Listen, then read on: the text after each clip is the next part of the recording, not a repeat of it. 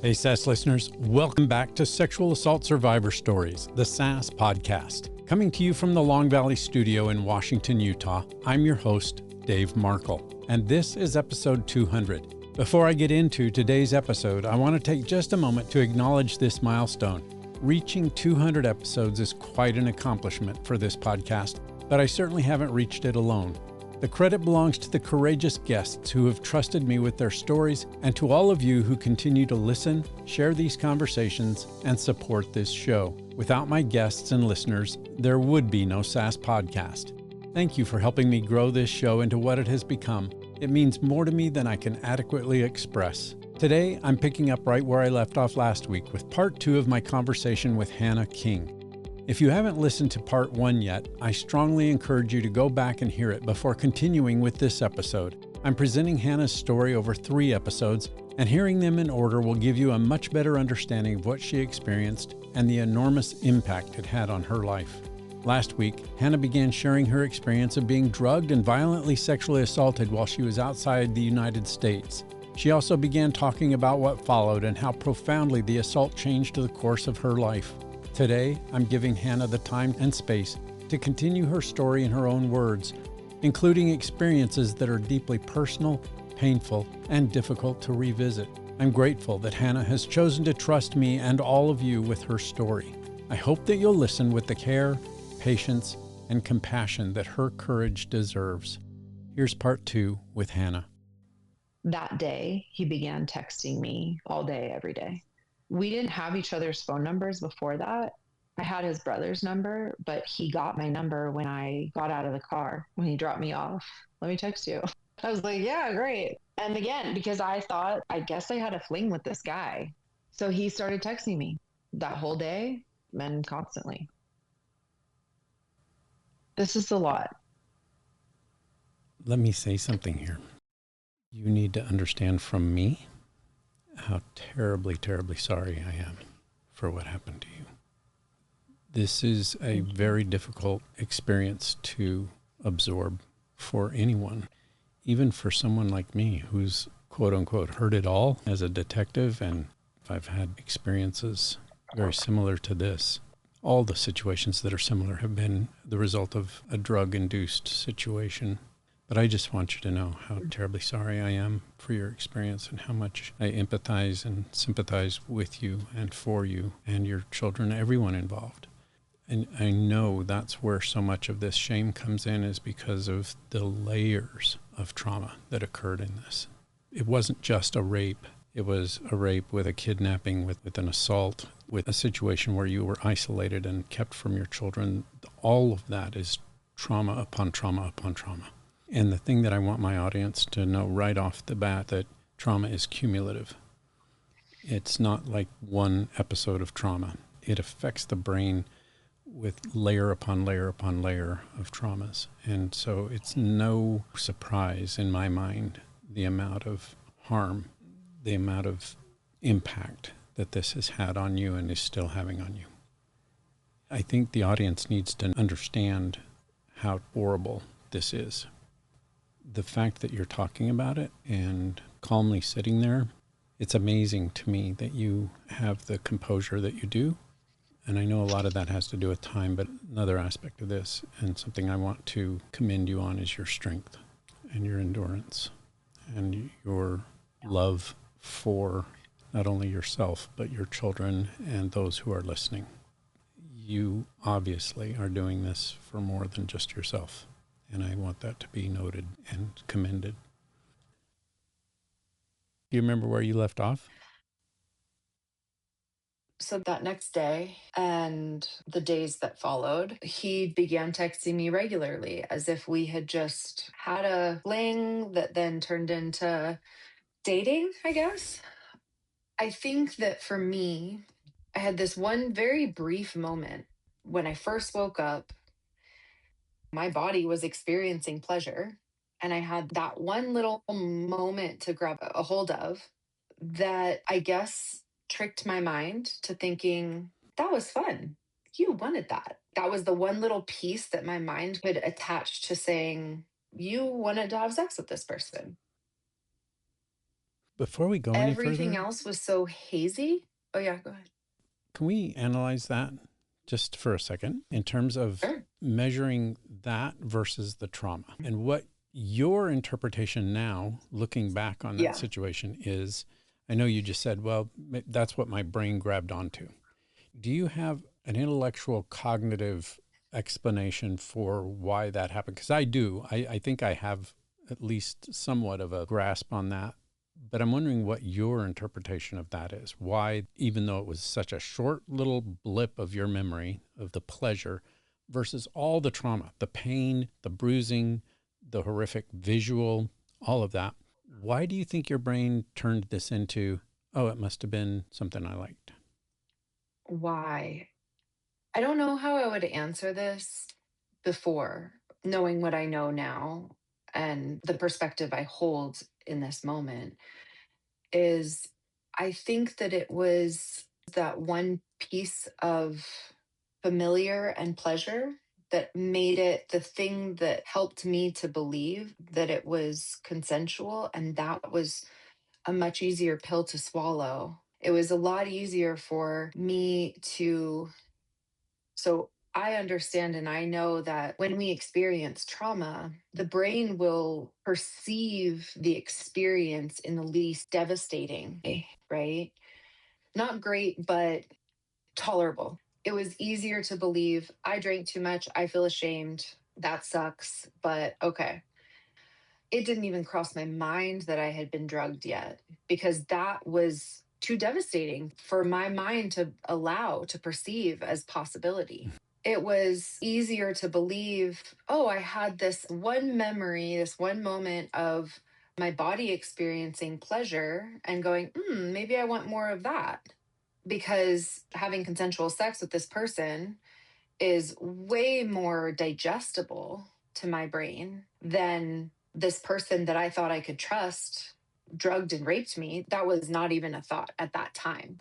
So I understand that now, having digested and processed a lot of this, my brain just filtered the easiest storyline for my brain to digest. Right. That's where I was hoping you would go with this in terms of your Yeah. analysis, because I want my audience to understand what was going on neurobiologically.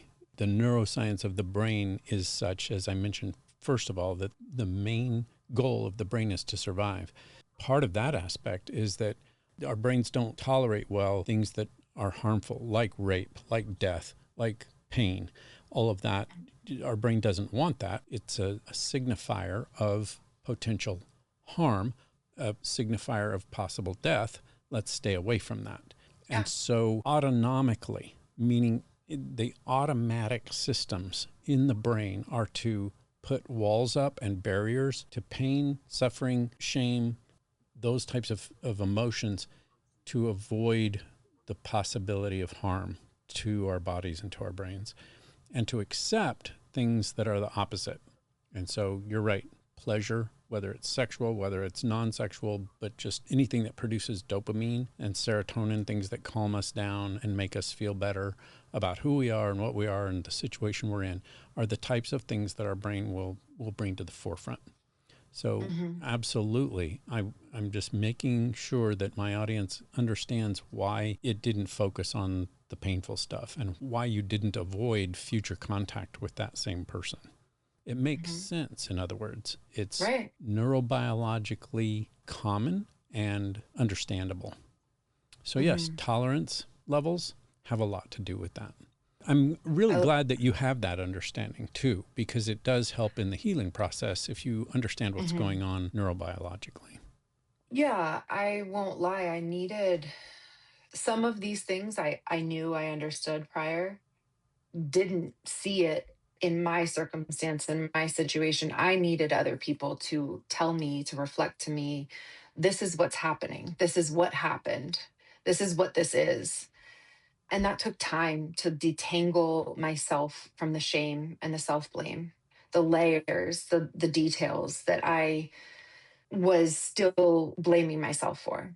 I'm deeply grateful that I have people that not only were educated, but that were very well educated to inform me and walk me through. I mean, I had to I'm skipping ahead a little bit, but the day that I got away from him, I had to ask my therapist, would this be classified as rape? After all of it, she's, you need to get away. And obviously, we'll get to that part of the story, but I had to ask her point blank, is this rape?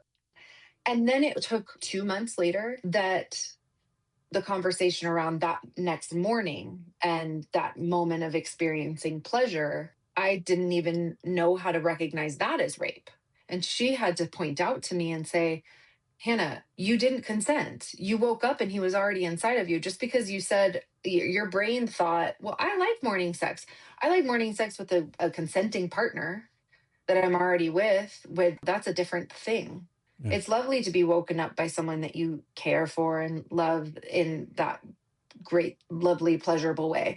That was not what this was. Right. You hardly even knew this person, let alone having not been in a relationship with him. You weren't. And so, yeah, to wake up to that is exactly what you said. It was a biological, pleasurable situation, not an emotional attachment situation. Completely different situation. Yeah. Absolutely. It was another layer of processing, understanding, going, oh, yeah, I guess, wait a minute. Oh, yeah, you're right. Right. I didn't consent. There was no consent. Right. I wasn't even, I woke up to this. No sexual interaction, no even flirtation. I wasn't physically attracted to this person. The trauma bond and all of that is just very fascinating, wild, because I didn't have anything really compelling me to this person. And yet I was very drawn to him. I had this intoxicating pull to him. Couldn't tell you why. It's complicated. I think what's important yeah. is to recognize for the audience's sake that this was a defense mechanism and denial. And the brain does that when it's in a dangerous situation. That's the easy way to put it. I recognize that now. I understand. I came to a place through a lot of support of recognizing that everything that I said and did after that initial assault was essentially not me. It was me in a trauma response.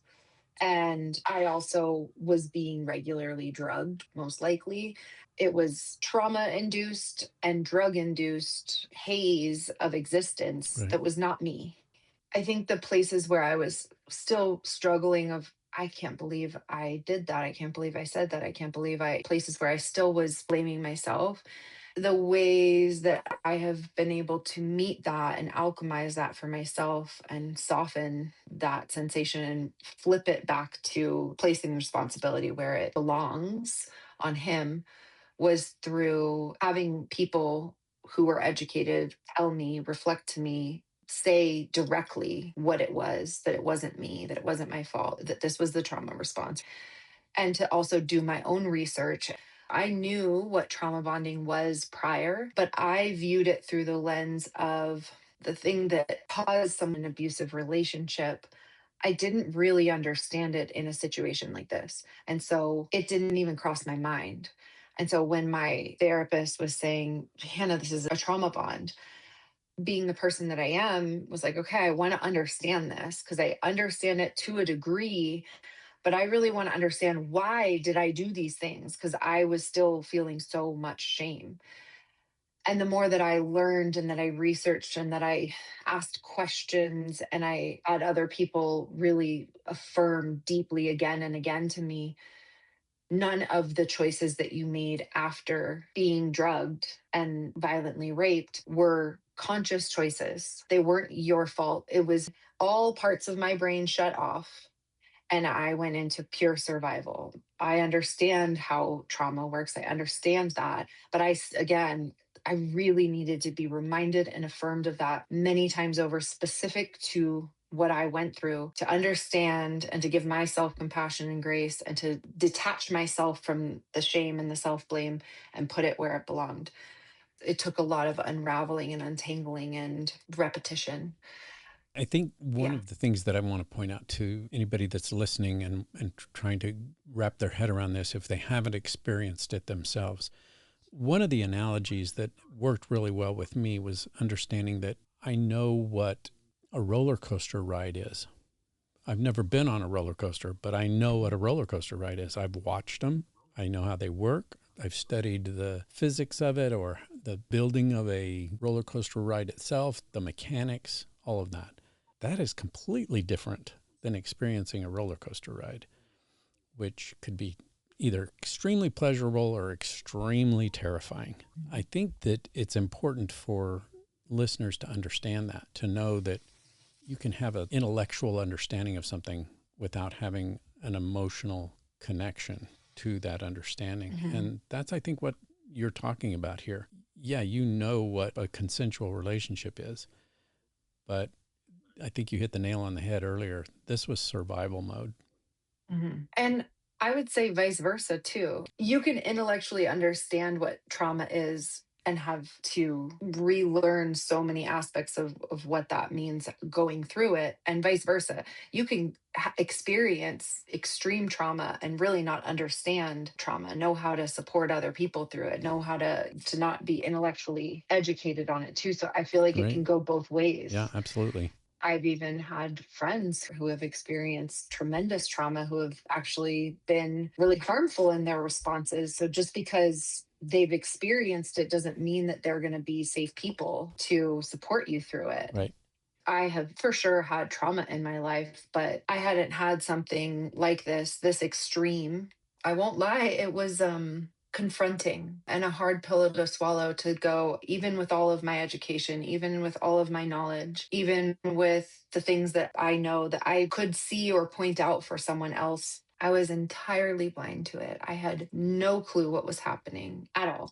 Again, the way that I've alchemized that and come to like soften the self blame and shame is really understanding and recognizing that it was because I was in pure survival. So all the intellectual parts of my brain were shut off. They were not operating because I was in one simple focus, to just stay alive. Everything else, all of my education, all of my wisdom, knowledge, previous awareness around any of these things was not present. I couldn't see them.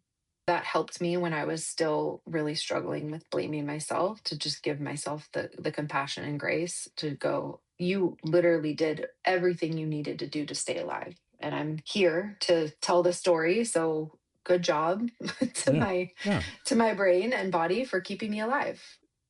I think the part that makes it hard, and the reason is going back clear to the beginning of our conversation and trying to incorporate this and ingest this into daily life, is residual shame, residual guilt. Mhm. How do we deal with that? Yeah. That's where I think a lot of healing help comes in, is to understand what you do with shame. I'm going to go ahead and approach that right now as far as what the latest research shows. And that is that applying self-love and coming to grips with that, and that takes practice. Some people have to completely change their mindset in terms of what self-love is and how that's applied. But once you start accepting yourself and learning to love yourself, that shame diminishes. I would also add that shame thrives in the darkness. And when we bring it to the light, it loses its power. When we can say the things, shame wants us to be secretive. It wants us to not say the thing that we're so ashamed of. It's so hard to say the thing that we feel deep shame around. Mm-hmm. When we do, when we speak the thing, when we acknowledge the thing, when we bring it to the light, to the forefront, we say, I see you, I acknowledge you. This is what it, we call it what it is. Yeah. It loses the majority of its power. It's not just saying it to anybody. We need to feel safe. My therapist was probably the primary person that I brought all of these things to, and to say the things that I felt so ashamed about, namely being a terrible mother. That was what had me say the thing to her in the first place. I was just like, I feel like I'm being a terrible, shitty mother. She knows me really well. She's like, this is out of, she knew the truth of who I am and the type of mother I am and whatnot. And so, but naming those things, for a while, I felt a lot of self blame for letting my kids walk home. I felt like it was my fault that it happened because I let my kids walk home and I didn't walk home with them. How could I have done that? That really ate away at me.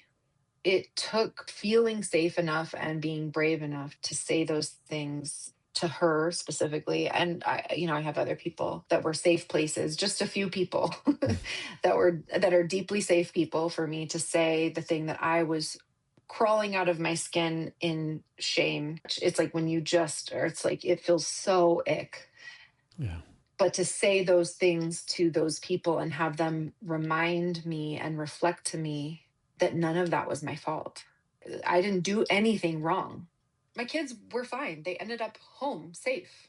Now, I would say I am very clear about acknowledging where the responsibility lies, and I do not blame myself for any of it, and I do not feel ashamed about any of it. Even the trauma bond, it took a lot of self love, like you said, a lot of compassion for myself, a lot of grace to accept all the things that I did and that I said. I felt really gross about it. That does it for another episode of Sexual Assault Survivor Stories, the SAS podcast. Hannah, thank you once again for your honesty, your courage, and the trust you've placed in me and my audience. I know that telling a story like this requires you to return to many experiences that are painful, complex, and sometimes extremely difficult to put into words. I don't take that trust lightly, and I know my listeners don't either. One of the reasons I believe these conversations matter so much is that sexual assault doesn't end when the assault itself is over. Its effects can reach into nearly every part of a survivor's life. When I take the time to hear the full story, and when you take the time to listen, we gain a much deeper understanding of trauma and what survivors may carry with them long after other people assume the worst is behind them. Hannah's story isn't over. I hope you'll join me next week for part 3 and the conclusion of our conversation. I've chosen to present Hannah's story over 3 episodes because I want to give her the time and space to tell it as she needs to. And I don't want to rush her or reduce everything that she experienced into a brief account of a single event. If Hannah's story has affected you, please consider sharing this episode with somebody who needs to hear it. Each time you share this podcast, you help me normalize these conversations and encourage more people to listen to survivors with greater understanding and compassion. Thank you for being here with me for episode 200. More importantly, thank you for continuing to support the survivors who make this podcast possible. Join me next week for part 3 of Hannah King's story. And in the meantime, remember to start by believing, because we all know someone whose life has been impacted by rape or sexual assault. We'll see you next week.